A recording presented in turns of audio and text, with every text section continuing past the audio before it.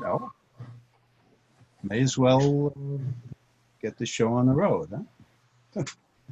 So I see John Armstrong here in person, not just in video. Right? Welcome. Um, so, it, let's How do I go back to the email?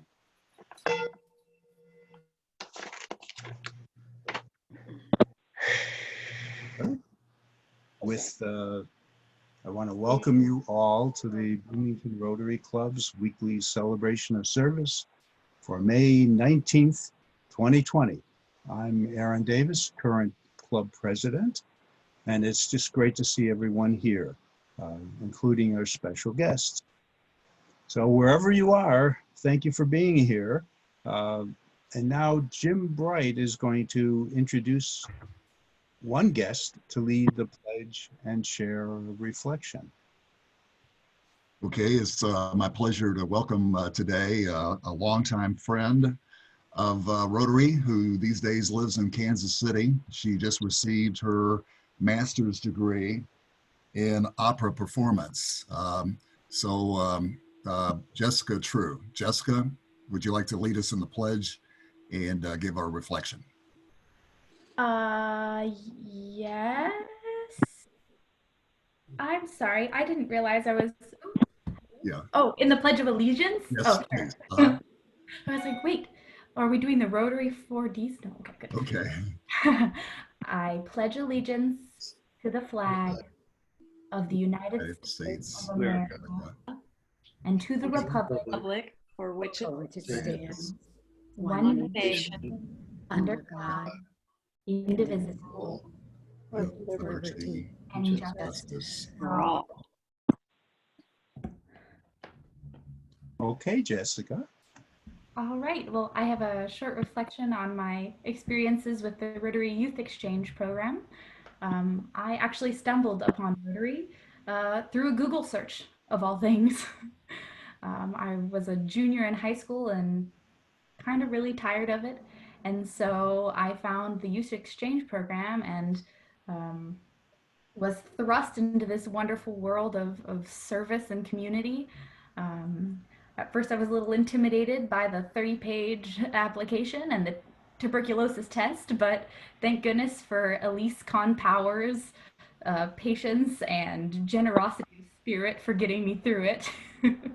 And through applying and going to Rotary meetings as a guest, I met Joy Conharder, and that is how I became involved with the Interact Club at Bloomington High School North. It was very much in its infancy when I joined, but it was wonderful to be part of a community who is so involved with helping the community.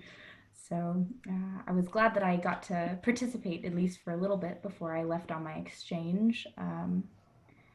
And I just have to say I'm so thankful because it wasn't the experience that I had anticipated. I was really hoping to be sent to Italy because I had a good amount of language knowledge in Italian, but I'm so glad that I was sent to Germany because I think it's a much more valuable experience when you're thrust into a situation where you're not comfortable and things are more foreign, just because that's where you have room to grow. And I got so lucky to be placed with a family, the Werners, in Genthin, Germany. So tiny little town, 12,000 people, tops, and in the former East Germany. So if they didn't speak German, they spoke Russian. So it was wonderful as a language learning and cultural experience because it was so out of the box for what I was expecting. They even had a little Russian store called Kalinka. Um, but this family took me in and made me one of their own, and I ended up living with them for 7 months because of a strange uh, uh, family debacle. But we had a wonderful time, and I've seen them pretty much once a year, every year since. So since 2013, whether it's I'm in Europe and I've hop a short flight to see them, or one summer they met me in Italy for a week, and I I've learned the joys of directly translating between German and Italian, and my brain hurt by the end of that week, but I had a great time. And they actually came to Bloomington last summer and got to experience the Tibetan Cultural Center and the Indianapolis Children's Museum, and it was really wonderful.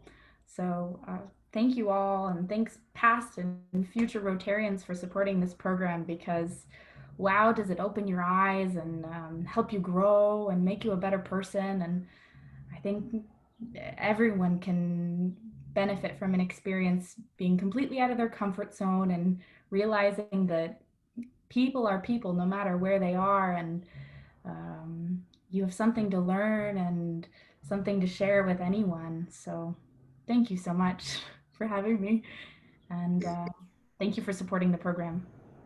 Thank you, Jessica. Thank you for joining us from Kansas City. And many of you will remember on the call that Jessica sang at our 2016 Rotary District Conference here in Bloomington.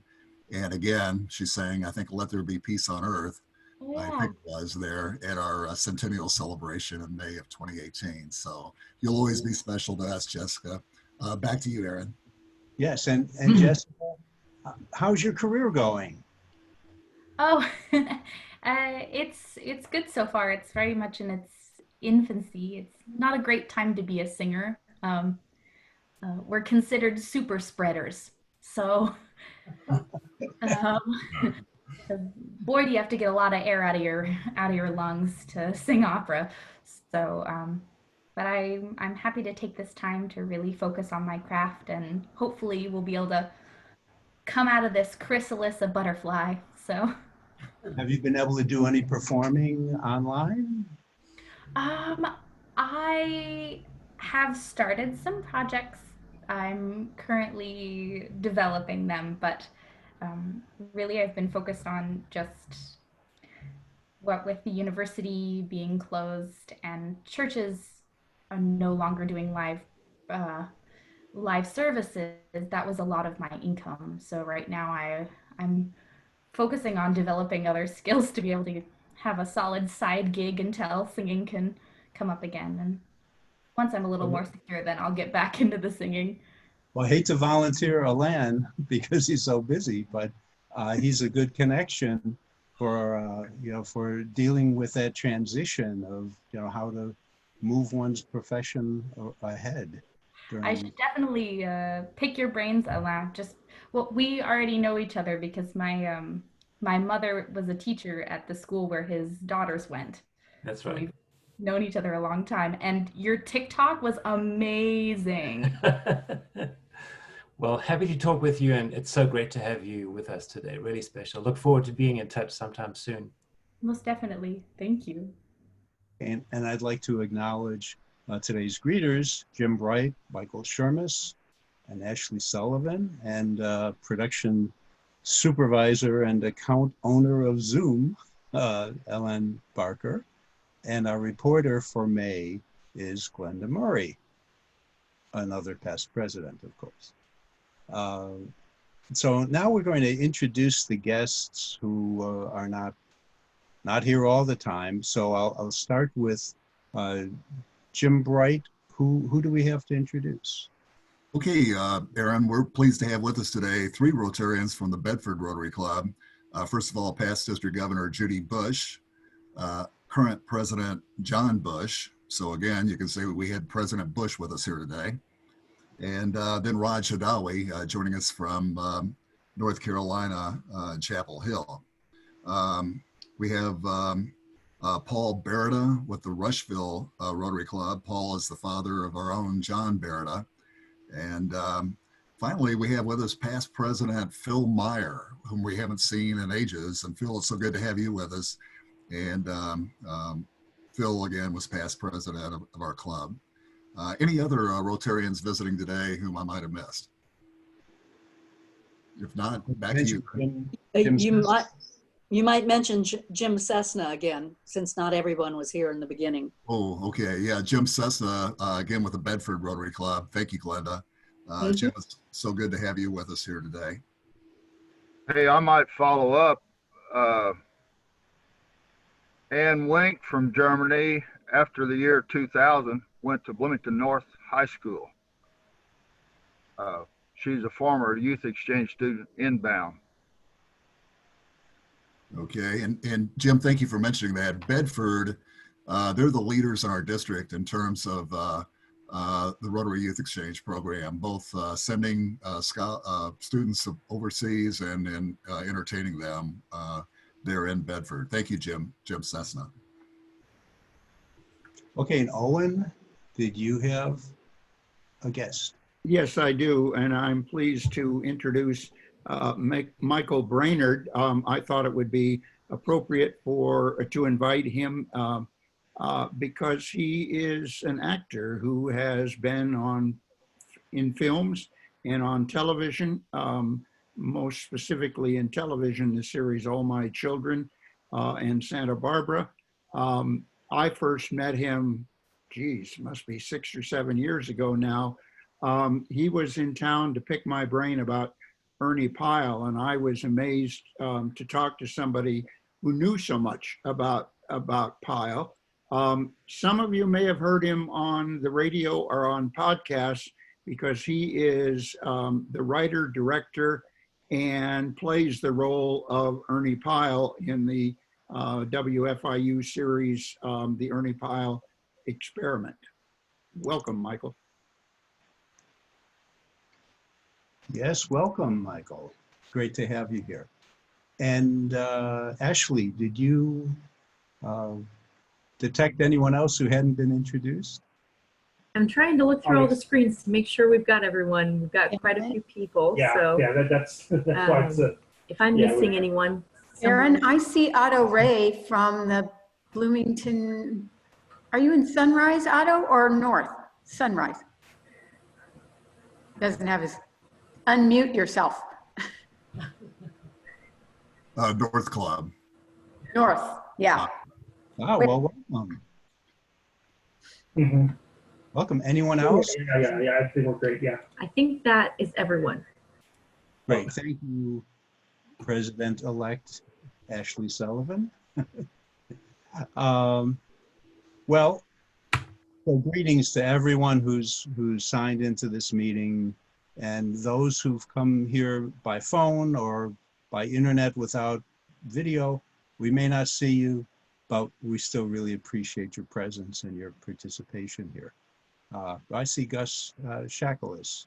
Hello.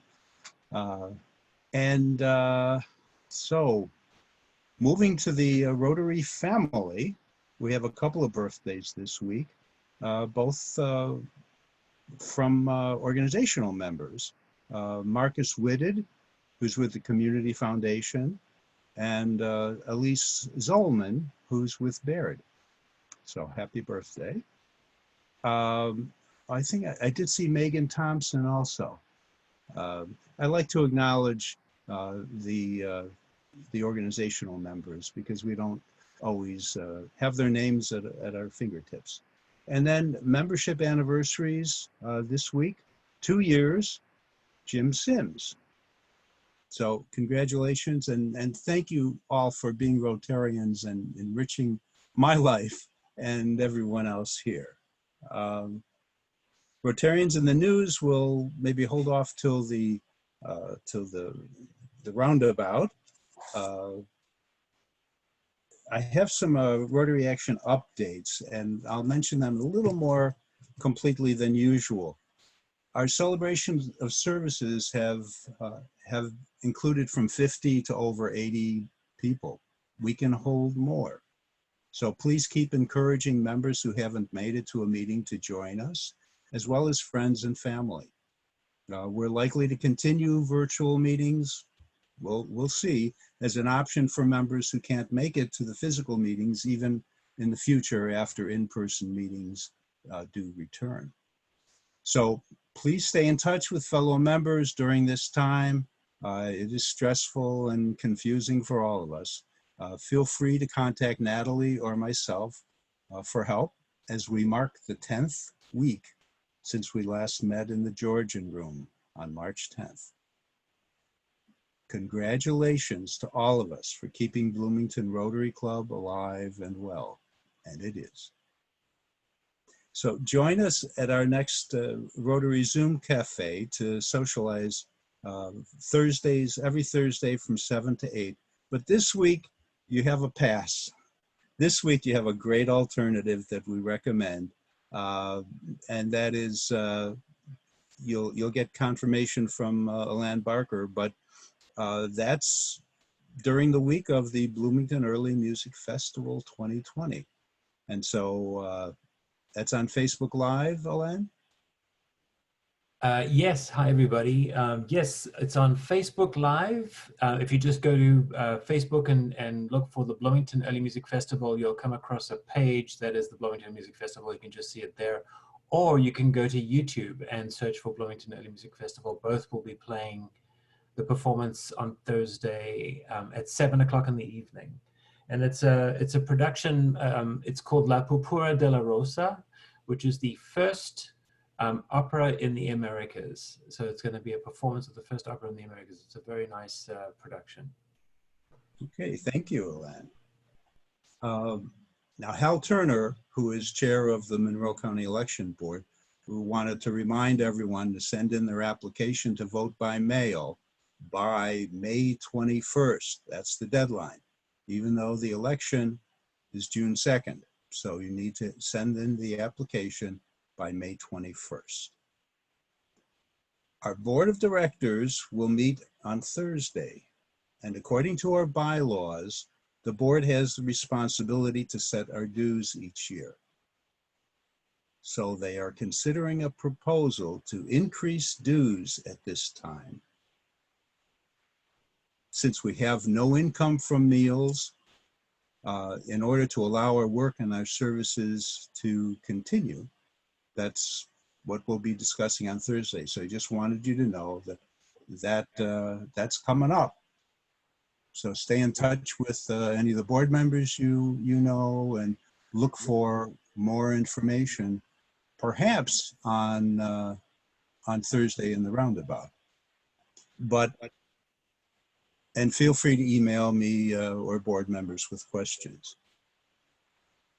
So looking ahead a little further, please plan to attend our celebration of service on July 7th, which will be the transition of presidency from me to President-elect Ashley Sullivan.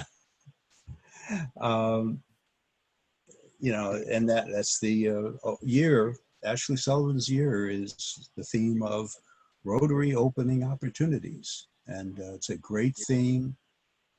I'm really looking forward to next year and to Ashley's leadership, with Sally Gaskell as president-elect at that time, and Kyla Cox-Deckard,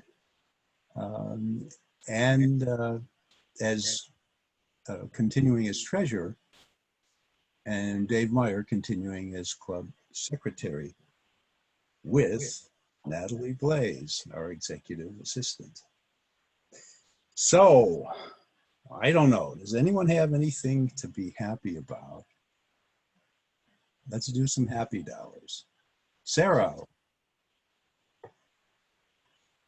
I'm happy because Teachers Warehouse is opening tomorrow for the first time in a couple of months, just for donations. We know everyone the phone has been ringing off the hook there with people who have been cleaning out their offices, their closets, their basements, everything. And so we're very happy to be opening to just receive donations. We think we've figured out a way to do it without, that's a, pandemically correct way, so that nobody will be at risk. And we're very much looking forward to getting back in business. Thank you, Sarah.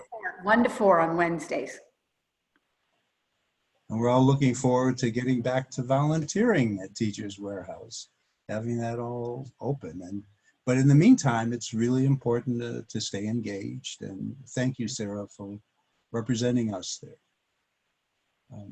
Hi, this is Leslie. I wanted to report that after 10 weeks of response to COVID, we still have no clients that have tested positive for COVID-19. So we're very, Very thankful. That's great. Glenn. Hey, I'm happy to report that the Scouts are partnering with Cardinal Spirits, and in the last 10 days, we have sold 4,000 gallons of hand sanitizer to help communities get back up to speed, and that equals about $60,000 of profits that are going into scouting programs. So if anybody needs sanitizer, reach out to me and we deliver. Wonderful. Thank you, Glenn. Okay, who's next? We have some time, so.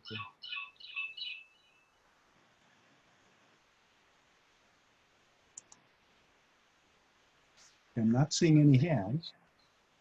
So if anybody wants to go ahead, just speak up. I'm happy to have so many visitors today. It's good to have former Bloomington Rotarians, Raj Adawi and Phil Meyer, and such a treat to see you. And it's a treat to have Jessica and to talk a little bit about Rotary Youth Exchange, and to have on here Judy Bush, who has served the district in that capacity. Big interest of past District Governor Judy Bush. So great to have all of our visitors with us today.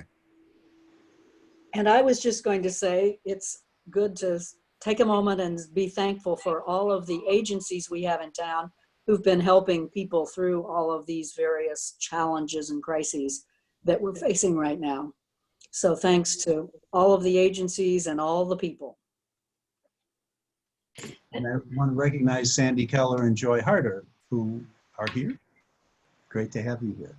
Aaron, so many of us turn to music and the arts as coping mechanisms and as simple expressions of joy throughout this period. And Alan mentioned this in the chat, but the Bloomington Early Music Festival is not only on Thursday night this week, it is every night this week. The third performance of the festival is tonight at 7, every night until Sunday, I believe, plus Saturday at 4 p.m. And tune in if you can. It's really great. And I don't know if it's more labor intensive to put together a virtual festival of pre-recorded performances as opposed to a live performance schedule, but it's a lot of work. So tune in.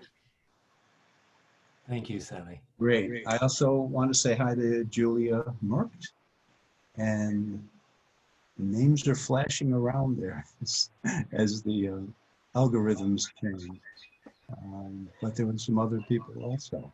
So, but thank you. Can I speak up? Can I speak up? I'm Michael Brainerd. I'm Owen Johnson's guest. Yes. I just want to invite all of you guys to listen to our podcast, the radio drama that I wrote about Ernie Pyle, and it's on WFIU. Has anybody heard it? Not yet. Not yet? Well, if you want to go to the website of WFIU and look it up, it's a lot of fun. We have 4 episodes up right now. We'll have 13 by August. And it's played every 3 weeks on WFIU 2, but you can play it over your computer right now. Thank you. And we recorded in Bloomington. I'm in Los Angeles right now, but we recorded there, and I love your town very much. And if you're interested, I have a bit part on one of the episodes. Yes, he does. He was great.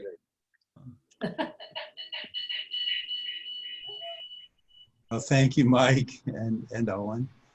And now, I think unless we have one more happy hour, we can go ahead and have Sally Gasco, our soon-to-be president-elect, introduce our guest.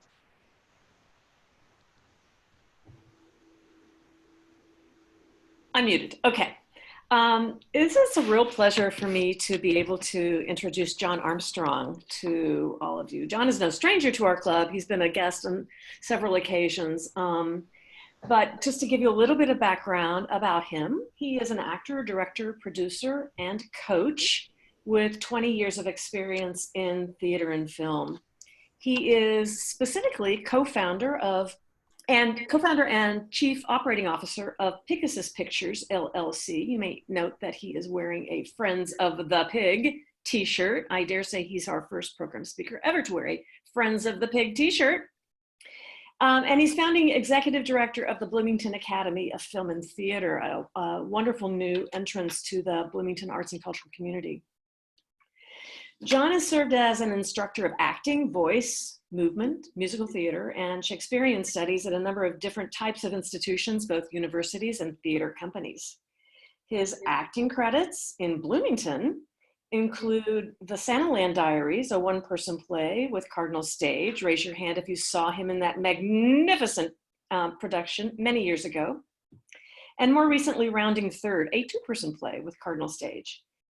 He's a proud member of Actors Equity Association, a graduate of Indiana University with 2 degrees, a bachelor's in musical theater, and an MFA in acting. I'm very happy to present John Armstrong.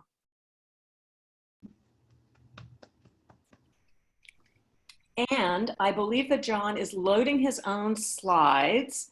So if we need a little bit of interim. Okay, so, and if John's going to be doing that, I need to give him co-host. Yeah. Thanks. 1 second. Armstrong. I'm looking for, oh, there he is. Okay, here we go.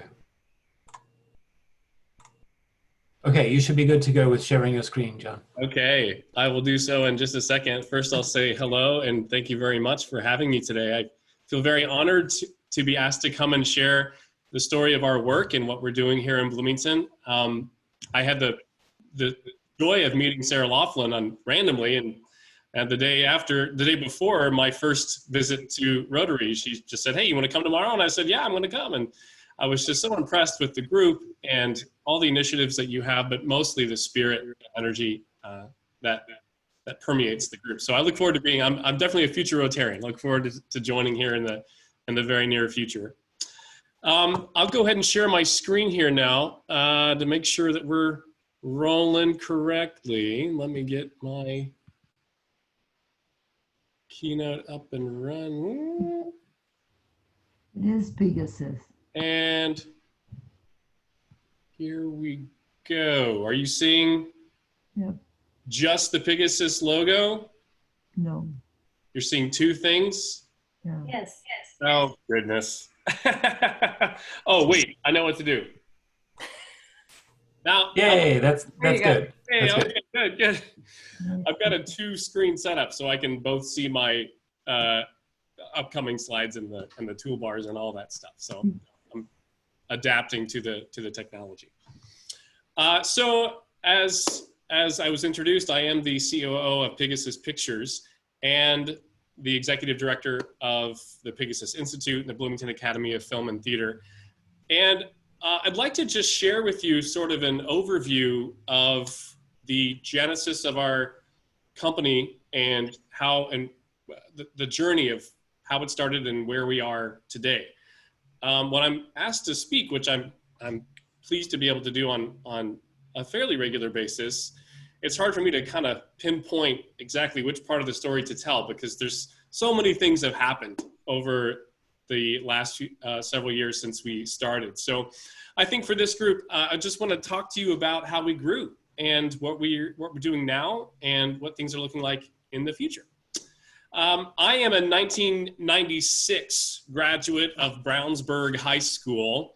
I came to IU as a first-generation college student in 1996, and my parents moved to Florida in 98. So Bloomington has felt like my home base for quite a while.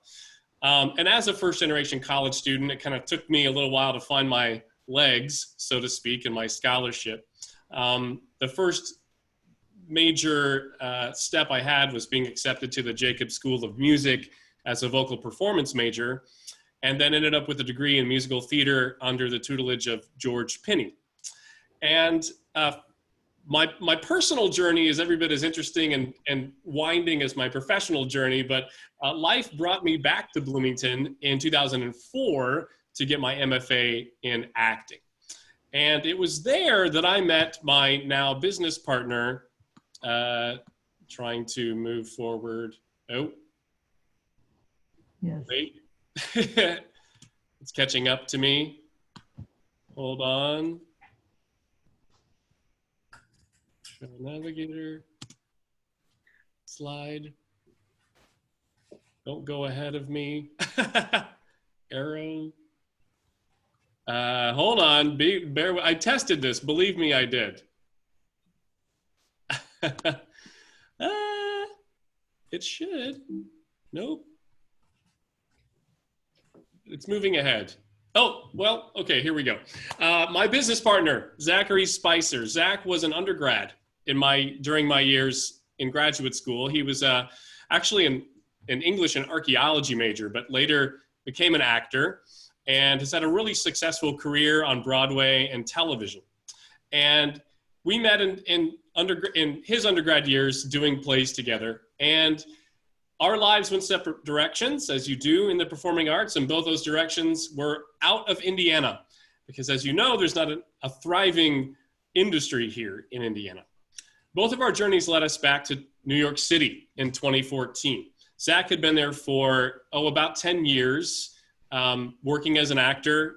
He was in Macbeth with Kenneth Branagh on Broadway, Wit with Cynthia Nixon on Broadway, and many dozens of television appearances. And Zach and I reconnected.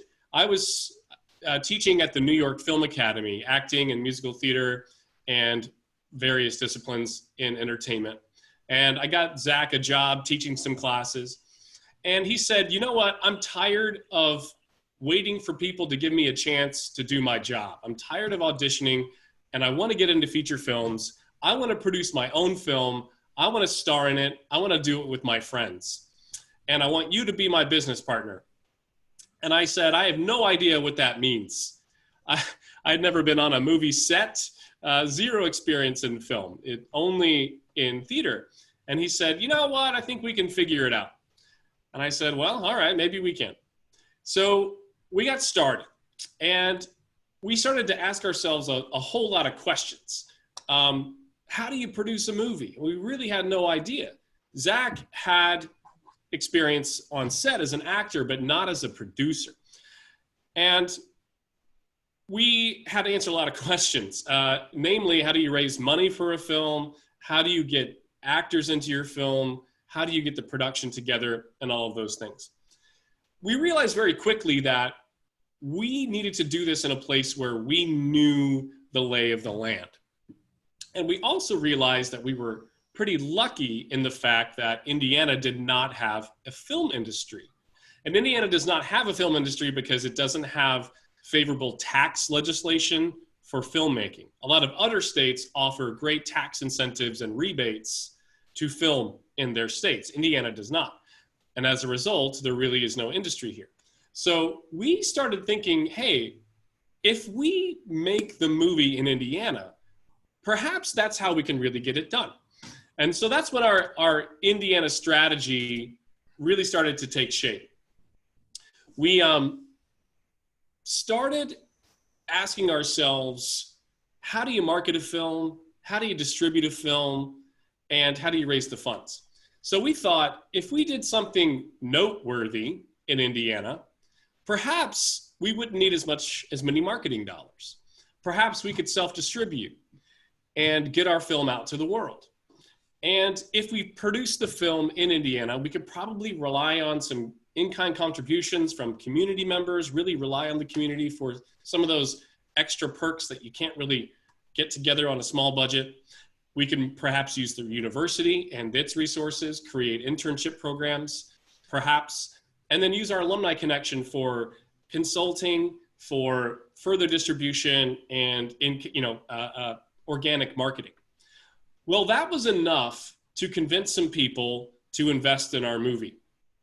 And we were able to raise $550,000 to produce our first independent film. Now, by movie standards, that's a minuscule amount. By our standards, that was an incredible amount of money. And it came from 30 different people, all willing to take a risk on us. So that was enough to, and part of our package was we were able to get a cast together. We were able to get the game plan together, and it all relied around Indiana. And that movie was called The Good Catholic. We were fortunate enough to get an incredible cast, including Danny Glover, John C. McGinley from, most people know from the TV series Scrubs, and a wonderful actress named Ren Schmidt. And then of course, Zach was going to star in the film himself. We recruited David Anspaugh, the director of Rudy and Hoosiers, to come on as an executive producer to help kind of mentor us and make sure that we didn't screw anything up too majorly. And the film was written and directed by our dear friend Paul Schulberg, who was an MFA playwriting student at IU. And this story was loosely based on the story of his parents and was a tribute to them. So we raised the money, we got the film completed, but when you get a film done, it's you really don't know how it's going to turn out. Well, it turned out pretty well. It was really well reviewed. We won the Santa Barbara Film Festival. We got picked up for distribution. We were top billing on iTunes, later got a deal on Netflix, and now you can see the film today on Amazon Prime. So I encourage you all, if you've yet to see The Good Catholic, it is a wonderful story, as I said, loosely based on a true story, and 100% filmed right here in Bloomington. We stayed at the Grant Street Inn. We filmed at Trinity Church for the most part, and in and around downtown Bloomington. So we were pretty proud of that. That started, but something really happened around that film, more than just getting a film done. We wanted to engage our community, and the outpouring of support was amazing. People got so excited. These students at IU who were studying filmmaking, who had never had experience on an actual set, were able to get that experience. People loved being in the credits of the film. People loved coming to the premiere of the film. We kind of saw ourselves as kind of starting a theater company, being community-based. So it started as kind of a strategy for one film, really became a mission for our company. And we decided that our company would focus on Indiana exclusively. And we created our mission statement, which is to engage communities, create jobs, retain talent, and inspire the next generation of filmmakers here in Indiana. We were pretty proud of it. I'm going back to my, here we go. Now, the impacts in Indiana was pretty awesome. We were featured in all sorts of publications and on television, and it culminated to us being invited to be in the Indy 500 parade in front of 3,000 people and full access to the Indy 500, which really blew our minds. We kind of thought someone had messed up and thought we were cooler than we were, but it definitely did that. And that's Zach's fiance. She'd actually come to Indiana. She flew in the night before from New York. It was her first time in Indiana. She went from the airport and was in a parade. And then she said, "I'm never coming back to Indiana unless you're having a parade for me." She was a great hit. So the impact was pretty awesome. And as that started to happen, people started to really take notice of the fact that we didn't have filmmaking in Indiana. And it was a really great opportunity to create jobs and to create more art and more culture and more commerce in Indiana. So we became part of a contingent that advocated to the state for favorable tax legislation. I've now testified before the state House and the state Senate on 2 different bills, which is now widely supported in the state through the governor's office, lieutenant governor's office. We were going to put up the bill again this year. Obviously, the COVID crisis has kind of tabled everything, but the momentum's looking really, really good for favorable tax legislation. And if that happens, it'll be a real game changer for our company.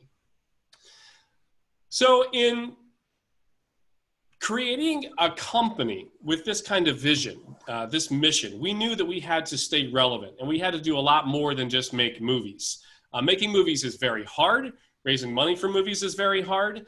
And you can't do them on a regular basis. It takes about a year to get a film off the ground, another year to get it done, and a year to get it to distribution. And so we knew we wanted to do more work while we were producing films. So we actually created two different companies. Pegasus Pictures is our for-profit movie company, and then the Pegasus Institute is our nonprofit entity. Pegasus Pictures is about making movies and hopefully making money on those movies. We have, after we finished The Good Catholic, we decided we want to kind of do a better, find a better model for fundraising for movies. So we created a private equity fund called the Indiana Film Fund. And so we started raising investment in larger amounts to hopefully produce a wide spectrum of films. When that mission came about, that's when I moved back to Bloomington in 2017. And I was so thrilled to be an official Bloomeranger. Bloomington always felt like home to me, but being in the industry that I worked in, I had to do the work outside of Bloomington. So I was so excited to come back to Bloomington, but I was terrified. You know, most people move to New York or LA to get into the industry. I was moving to the Midwest to be a movie producer, and that seemed way more risky than moving to New York or Los Angeles. But with our new model, with a lot of support, I thought, you know, maybe we could make something happen. And we got our next film off the ground. That one's called Ms. Whitelight. We finished that film in the fall of 2017, and it is slated, we just signed our distribution deal a month ago, and it'll be globally released in September. That film starred Judith Light, who was wonderful in the film, Roberta Calendres, John Ortiz, a wonderful cast of actors. We went to the South by Southwest Film Festival and were selected as one of 10 competition films at South by Southwest. We were very lucky to have gone to South by Southwest in 2019 because this year the entirety of South by Southwest was canceled. So our timing was pretty fortuitous. The next film we did was a co-production called The Miseducation of Bindu, written and directed by Pratnam Mohan.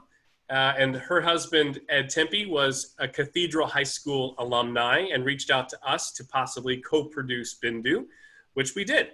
We filmed Bindu in the summer of 2018, and it is also slated for distribution this year. It's being executive produced by the Duplass brothers, who are kind of the who's who in independent filmmaking.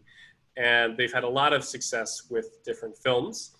We were featured in the Indy Star and on IndieWire, and David Arquette was the featured actor in that film. One day someone showed up to set with a monkey, and we've said, please, David, hold this monkey so we can take a photo. So that's David Arquette on set with a monkey. In the meantime, we were always in development for new projects. And so we were very, very lucky to come in contact with Michael Corita.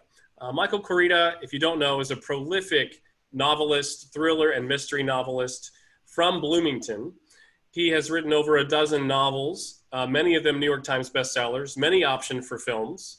And one of them in particular is called So Cold the River.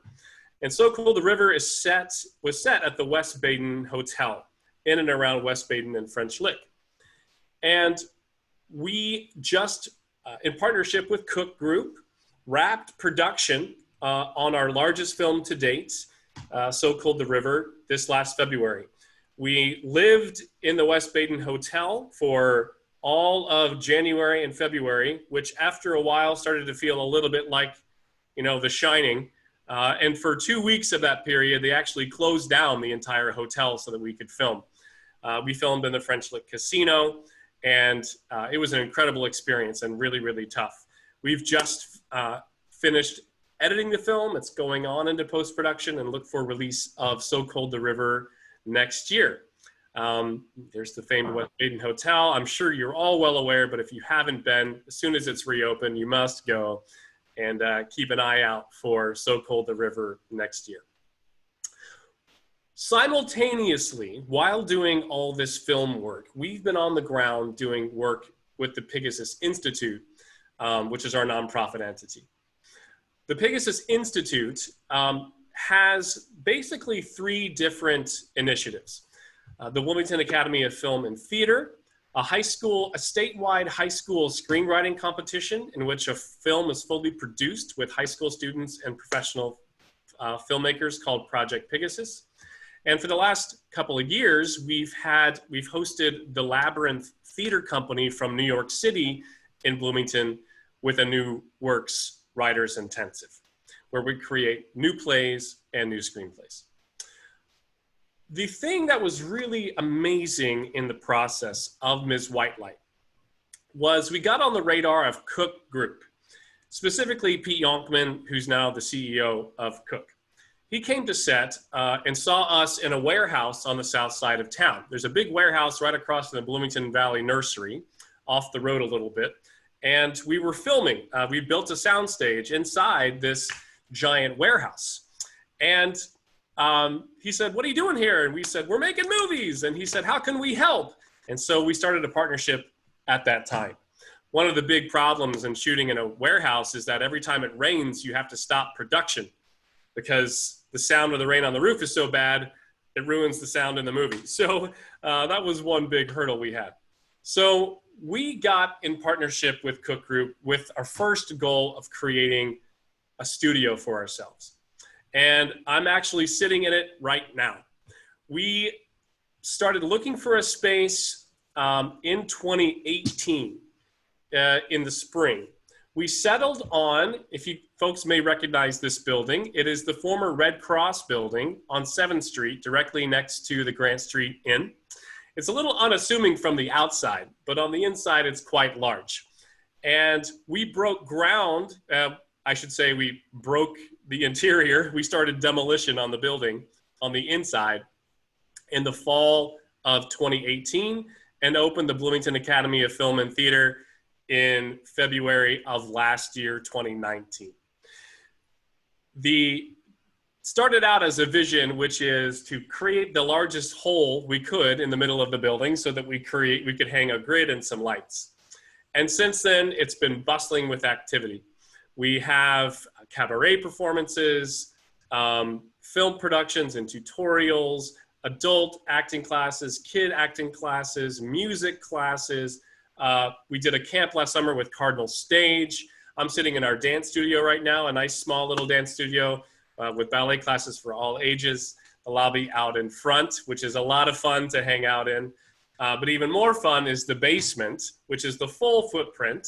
We've decked it out to be a fun, cozy little place to hang and learn. That's me teaching high school students Shakespeare this past fall. And we also have a post-production suite with 6 stations, fully decked out with software for editing and sound mixing and animation and color correction and the like. So the Bloomington Academy of Film and Theater is a partnership between the Bloomington Playwrights Project, Cardinal Stage, and us. And in it, we offer classes and master classes and professional development in all disciplines of film and theater for all ages, from storytelling classes for kids to adult filmmaking, movie making for adults as well. I think our span of ages last year was 6 to 74 years old. So we were really proud of the work being done here and the community that's forming and the collaborations and creation that's happening here at BAFT. Enrollment has steadily grown. I think we had over 125 different people take classes last year, and we're poised to continue that this year with some modifications, which I'll talk about a little bit. So the Bloomington Academy of Film and Theater, we're striving to be a premier performing arts training institution in Indiana and to spread this level of training around our region. Now, obviously, we've hit some snags with our current crisis, which has caused us to really innovate. And we're really excited about the stuff that we came up with. The first thing I did was host an online showcase for the entire month of April, which we called the Shelter in Place Showcase. And every day for a period of several weeks, we had performances and tutorials. We had meditation, we had visual art, people just sharing their craft, their knowledge for free online to engage with our audience and in our community. And starting on June 1st, we began BAFT Online. At least a dozen classes are going to be offered in virtual format, which we're really excited about because this is going to allow us, just like this Zoom call today, we have people joining us from all over who may not be able to come to Bloomington physically. And so this is going to widen our network and allow us to draw in students from all around who would like to learn more about the performing arts but may not have access because of their geography. And these online classes can continue long after we're able to reopen our doors. So we're really excited about that. Additionally, we're starting the Pegasus Masterclass series. And that's where we're really using our Pegasus connections in the industry, casting directors, actors, agents, designers from all over to share their knowledge with people in Indiana and with students, with IU students, to help us connect more to the industry and also to validate the people who live here to understand that we're doing professional work. Amazing theater happens here in Indiana and Bloomington, and we want to celebrate that. So hopefully these new initiatives will help us to engage a wider audience and to increase our student base. Now, Project Pegasus is actually the first thing that we did. We decided that we were going to have a statewide high school screenwriting competition for short screenplays, in which we would pick a winning screenplay, we would bring a professional film crew to a kid's town, and we would make the film with them. And it's started as just an idea. And I ran it by my business partner, and he said, that's incredible, let's do that. We were waiting to release The Good Catholic. This is back in 2017. And we said, okay, well, let's do this while we're gearing up to release The Good Catholic. And so I just said, okay, how do you do that? So we started the competition. We built a website. I contacted the State Board of Education and said, could you help us spread the word? So we got emails out to every high school student in the state of Indiana, to every teacher. And then I said, well, how do you raise money for something like this? I didn't know. So we had to figure out how to create a fiscal sponsorship, how to find monetary sponsorship from businesses, from organizations. We didn't know much about grant writing, so we were trying to see if there's any potential for that, but we got it done. The winner was Kira Daniels down in Madison, Indiana. Her project was called Through the Window. We went to Madison, we lived there for a week. The community raised $20,000 and we produced the first Project Pegasus in 2017. We've now done it 3 times. We did it in Madison, we did it in Fishers, and we did it in Spencer. The 2 students from Fishers who co-wrote the screenplay are now sophomores at Indiana University, studying filmmaking. And so it's been an incredible experience. Communities come together, they rally around this project. They're so proud. We make sure that the film showcases the town that a student lives in. And it's really a pleasurable experience for everyone involved. And so again, it also helps us to keep our brand going and to keep ourselves relevant and in the media while we're waiting for our feature films to get on board. There's Kara Daniels right there. And her learning more about filmmaking. This is the day we announced the winners in Fishers. So Whitney Roberts and Cynthia Folk. Okay, all right, thanks. There's Zach right there. There's Eleanor Cook. She was in the second film there in Fishers. And it's just an incredible experience for all the kids involved. We were slated to do our 4th Project Pegasus in South Bend. We were going to do production this month, actually, and start post-production this summer. So we've had to bump the project a couple of months, but we'll be back up in South Bend sometime late summer, early fall to make our 4th Project Pegasus film. Yes, sir. And the last thing I'll tell you about as we're running out of time here is our Writers Intensive. The Labyrinth Theater Company is one of New York's most prominent theater companies. Prolific. Their alumni group is star-studded. One of their main writers is an author named Stephen Adly Girgis. Stephen Adly Girgis is a Pulitzer Prize-winning playwright. And we brought him to Bloomington, where he had been having a little writer's block. But he came to Bloomington and locked himself in the Grant Street Inn and started writing a new play.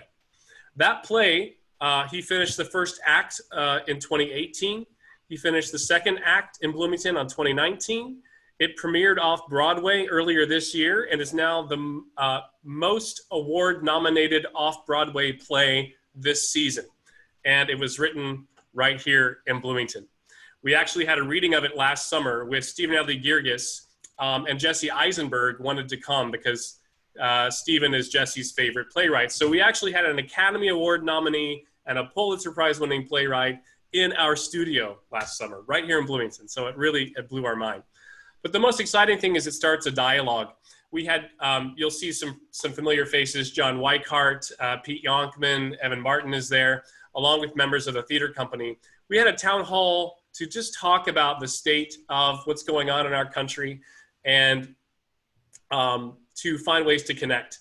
And last summer, we actually did a collaborative playwriting development project at Cook Medical, where we embedded some playwrights with the night shift employees at Cook and wrote a new play based on Cook employees, which had a reading in New York earlier this year as well. So it's just an incredible experience.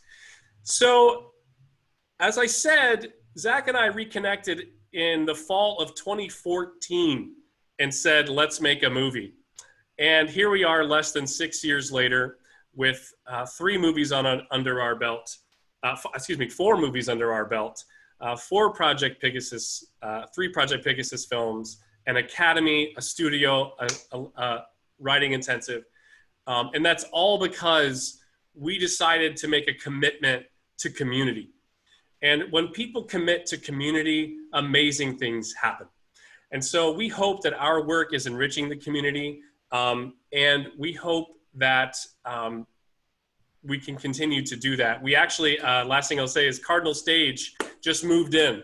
So we're able to sell their building, and so now they're in between office spaces. And so they've moved into our building here, and we're collaborating with them and the Bloomington Playwrights Project to produce new work all the time. So that's just the overview. I could go on and on about any number of these things, and I'm happy to take any questions you have now if we have time for that. If not, always happy to answer by email as well. So that's the overview. Thank you for taking the time and joining and listening. Thank you, John. That's absolutely wonderful. Very inspiring. Doing good things in Bloomington. Wow. Well, what we're going to do is we're going to wrap up the formal meeting because we're supposed to do that at 1. Some people need to leave, but would like you to stay with us to answer questions after we do that. It'll just take a minute. So, in honor of today's celebration of service, we're going to provide this quarter's local charity donation to Centerstone, a United Way agency. And now, Ashley Sullivan, will you please talk about our program next week? Absolutely. Our next celebration of service will be May 26th, right here on Zoom. Our program will be Jillian Kinsey from the IU School of Education, speaking on preparation for work and life. What are college students experiencing today?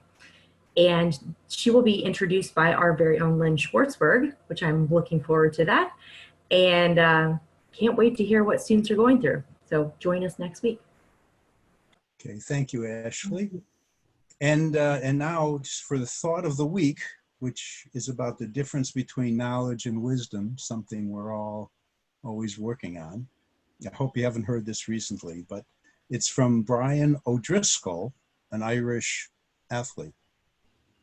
Knowledge is knowing that a tomato is fruit. Wisdom is knowing not to put it in a fruit salad.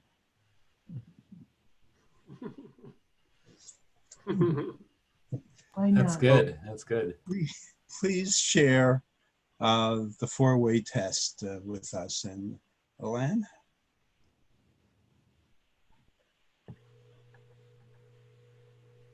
So of the things we think, say, or do, first, is it the truth? Second, is it fair? Third, what build good will, better friendships. Fourth, Really beneficial. And fifth. Fifth. Fun. Yay. Hey, and so our speaker has agreed to remain. Thank you, John. And anyone needing to exit the celebration of service can move to the lower right cursor and click on leave meeting. Okay. Thank you. Thank you very much, Aaron. It was a great meeting. John, Excellent. thank you so And much. John, I yeah. learned a lot. So John, what a story. I have a question for Have John. you written the script yet for this story? I know. I feel like I need to write a memoir because people always say that is this your dream come true? And I said I never had this dream.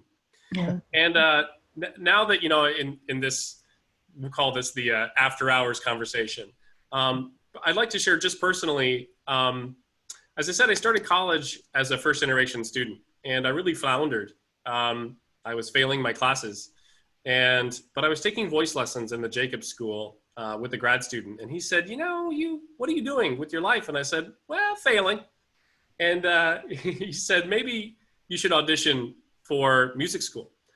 And I said, okay, and I got in. And then I got on the radar of George Pinning, and so I had these great mentors along the way.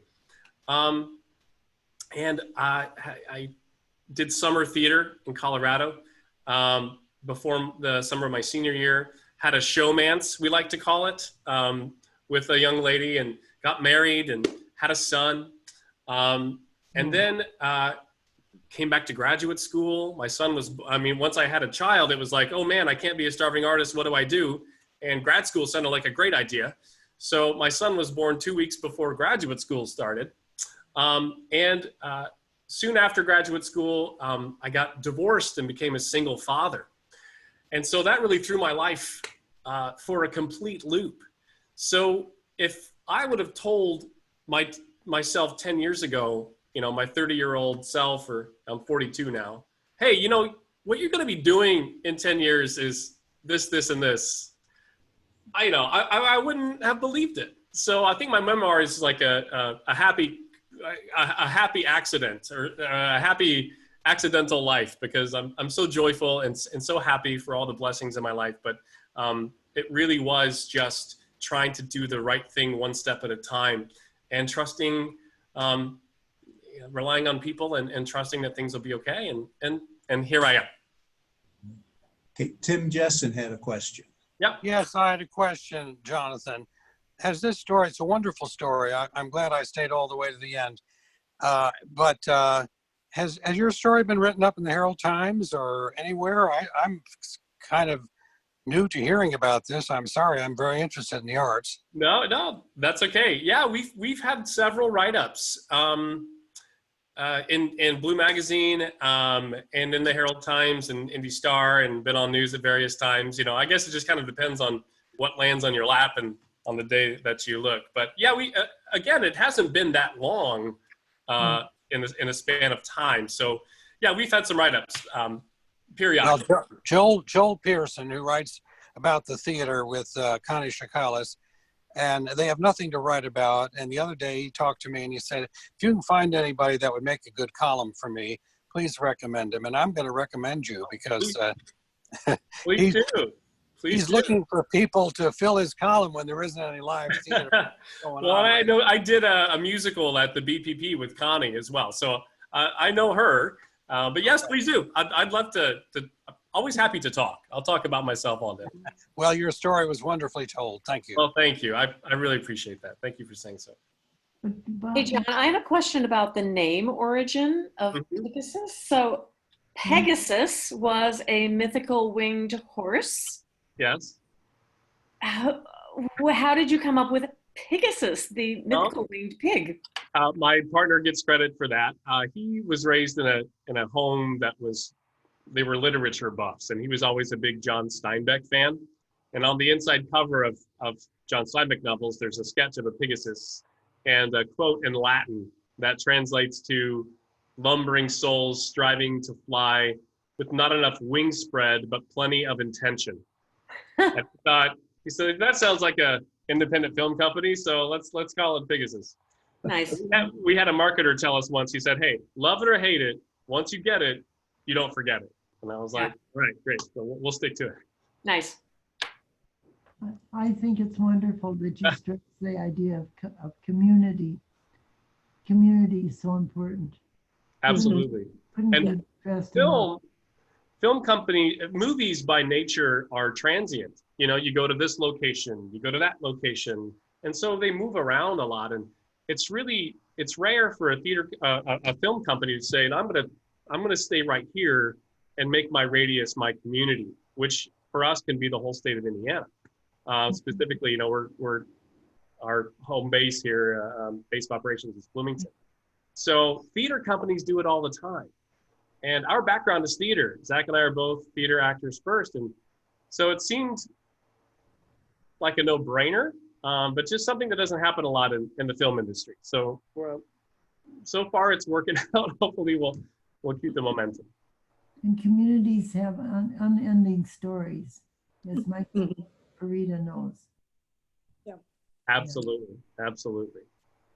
And I was going to jump in because one of my friends, her two children went to the Institute last summer and were part of the group that learned the music and so forth for the Cardinal Stage production. And I got to attend the closing event, which was wonderful. And so I just want to congratulate you and all of the work. Oh, thank you so much. Thank you so much. And once we're able to open the doors, I encourage anybody who wants to come and just drop me a line and want to come check out the building.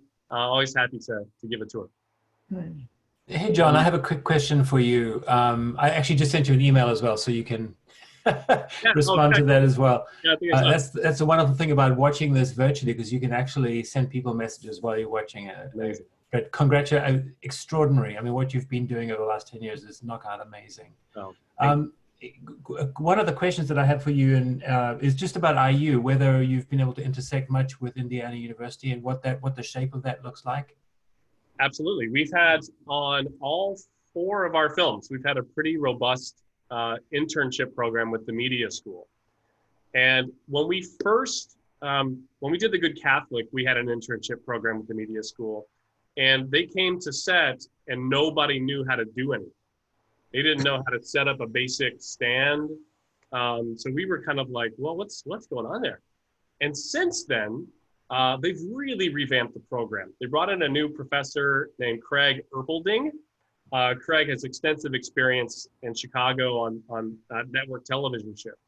And so since then, we've seen this incredible growth in their ability to really be hands-on in the filmmaking world, and also getting practical experience on our sets has helped them.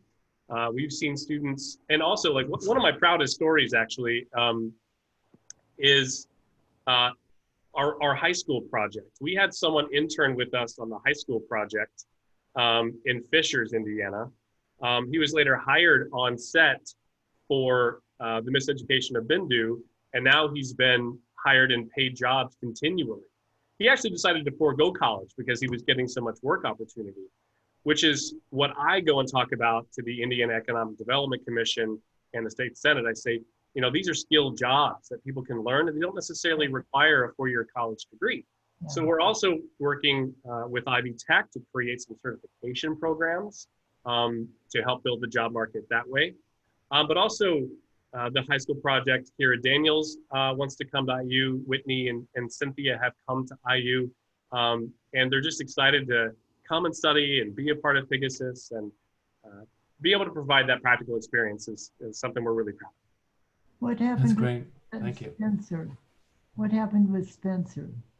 Our our third Project Pegasus film, the high school film, the winner there was Marjorie Aberl. We filmed her movie in May of last year, and I literally got the last final cut of it today. So we'll be showcasing that film sometime in the next couple of months. We were going to premiere it at the Tivoli. I don't know if that's going to be possible yet. but it'll be available online to a wide audience. It's a lovely story. I'll make sure to let you guys know when it's available. Other questions? Wonderful, thank you. Oh, I just wanted to say, I've worked with John, and he's wonderful to work with, and fun, and smart. Is that Connie? Yeah.